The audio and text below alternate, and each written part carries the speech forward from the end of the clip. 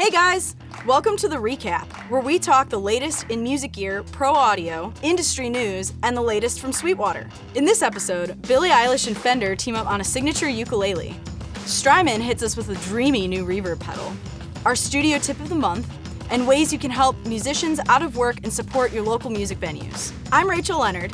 I heart Pro Tools, producing, my dog, and Hale from the Jacob School of Music. At Sweetwater, I'm an audio engineer in our state-of-the-art studio. Let's get into the gear.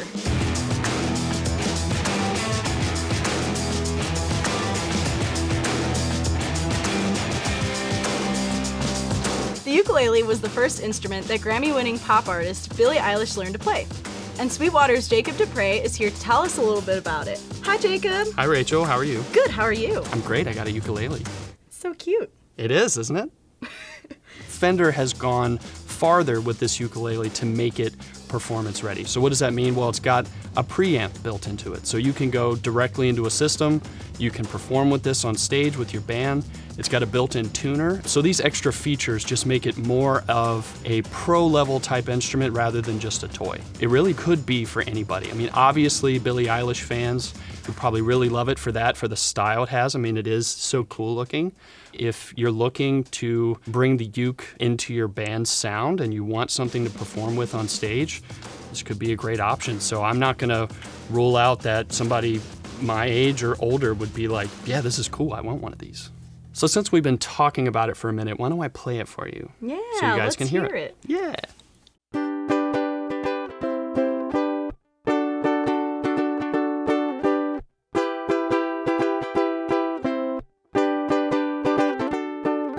Faster.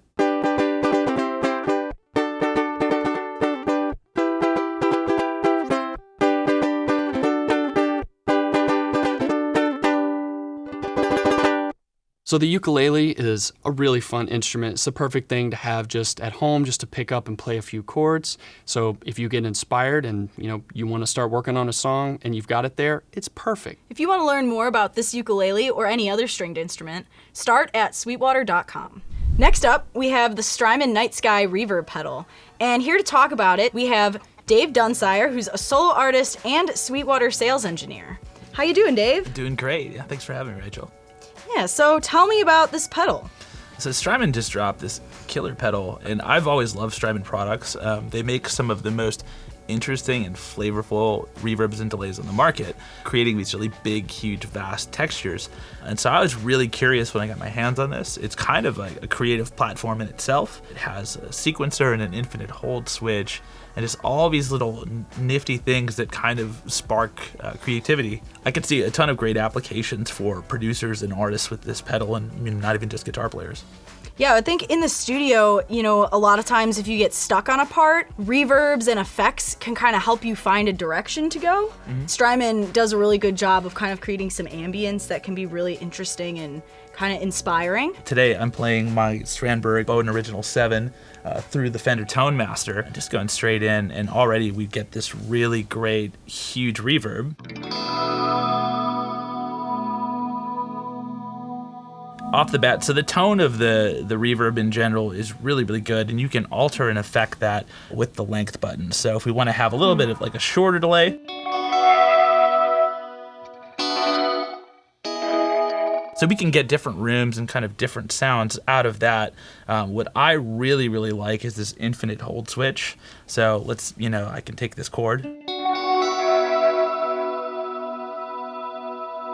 And now I have this section that's been looped, which for me is something I do fairly often when I'm writing, just to try to get some melody out of what I'm working on.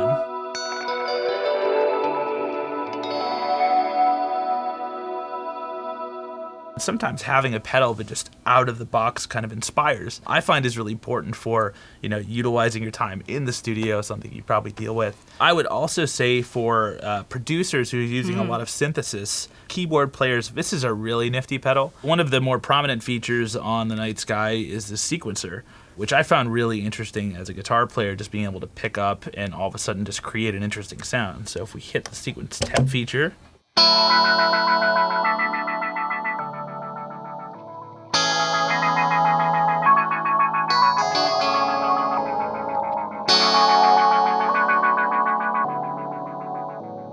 and being able to change the wave shape.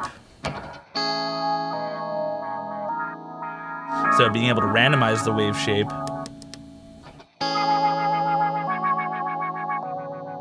It's just such a musical pedal, which I've found a lot of times, like when I'm writing, to kind of have like those automated effects kind of come through almost tends to write music on its own. The creative side of it sounds like it would be really good in a studio application, because I feel that sometimes guitar players will come in with their reverb pedal that they're used to and gets kind of stale. This is nice because there's a lot of options you can kind of customize and change, and I think that's really inspiring when you're trying to write and record some new parts.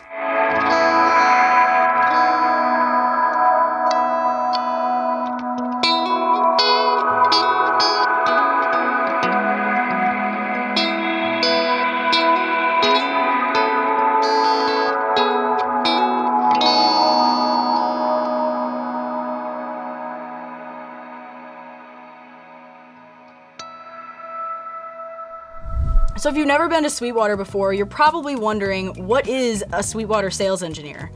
Dave, could you maybe elaborate a little bit for us? Yeah, absolutely. So Sweetwater sales engineer is a trained industry professional that lives, eats, and breathes music.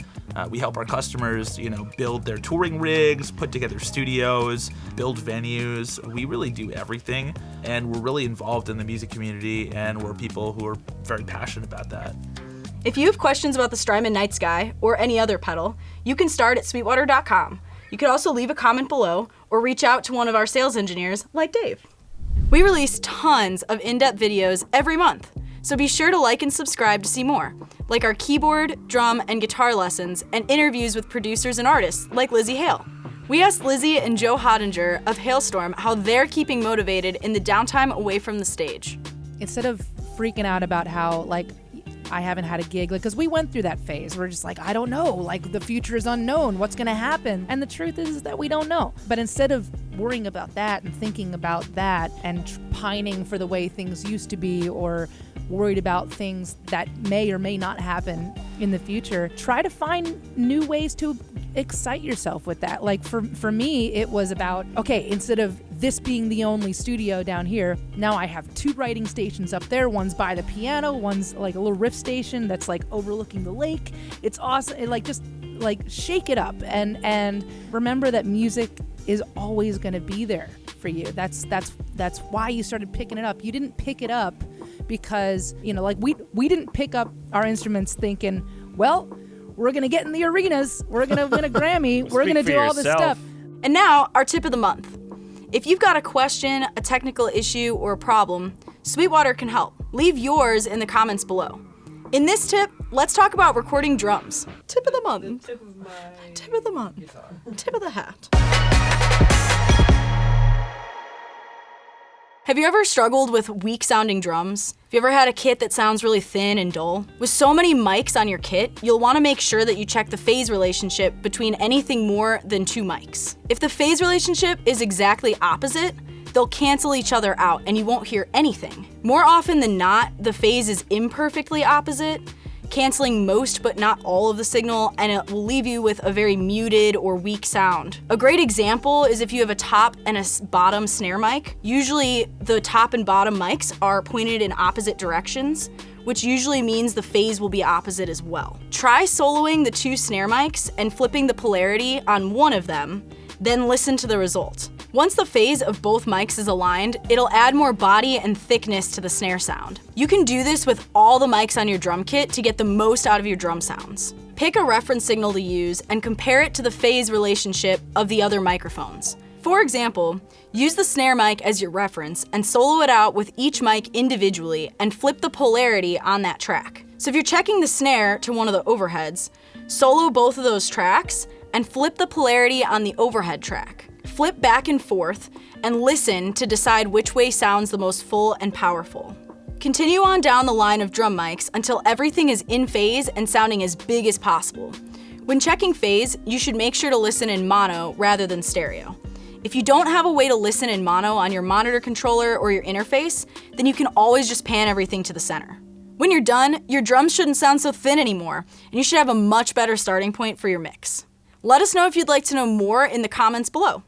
And speaking of comments, it's time for Best Comments Ever. Shout out to Mighty Studios. Sweetwater, single-handedly making 2020 bearable. Aw, that's so wholesome.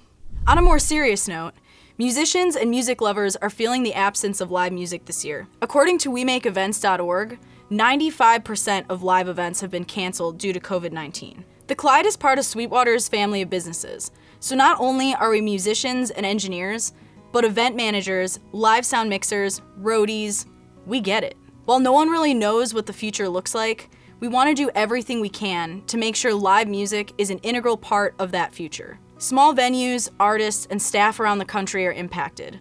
To learn about how you can help, visit WeMakeEvents.org. That's all for this recap, and we need your help to play us off. Send us a 60-second song of your own creation and we'll use it in future episodes. Maybe it's a tune about your favorite sales engineer, your favorite candy, or just show us what you're making with your new gear from Sweetwater. Email your track to recap@sweetwater.com. If you've got questions about gear or need help making music, start at sweetwater.com or call, text, email, or leave a comment below.